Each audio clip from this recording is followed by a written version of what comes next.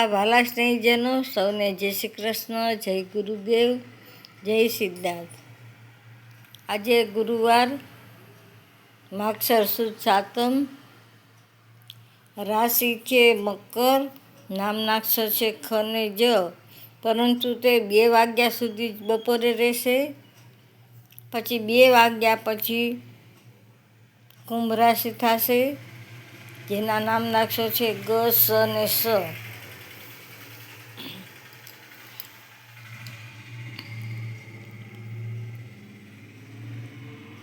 હવે આપણે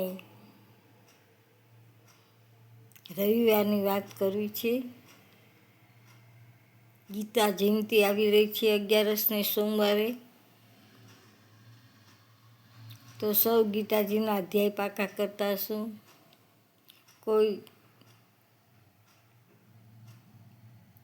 દાદાજીનું ગીત યાદ કરતા હશો. સૌને પ્રેરણા આપવા માટે કહું કે સૌ ગીતાજીનું વાંચન કરજો. રોજ થોડું થોડું ગીતાજી વાંચજો, જેનો પ્રભાવ બહુ અમૂલ્ય છે. અમે નાના હતા તો દરરોજ બીજો અધ્યાય શીખવા જતા ગીતા મંદિરમાં, અને મારા બા મૂકતા અમને.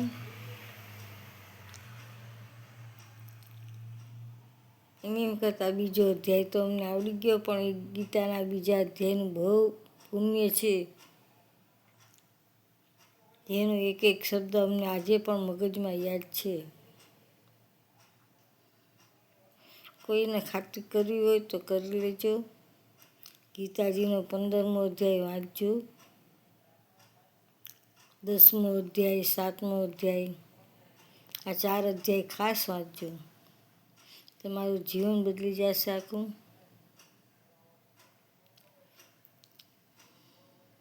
કરેલું કાંઈ અબાર જવાનું નથી, ને કર્યા વિના કશું મળવાનું નથી. આ ગીતાના મહાન મોટા શુભ યંત્રો છે. એ કર્યા વગર કંઈ મળતું નથી. કરેલું ક્યાંય વ્યર્થ જતું નથી. જો આજે તમે કોઈકને 2 રોટલી ખવડાવી હશે, તો કાલ તમને કહું કે 1 રોટલી ખવડાવશે.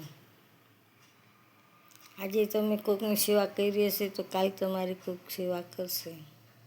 આ સત્ય હકીકત છે.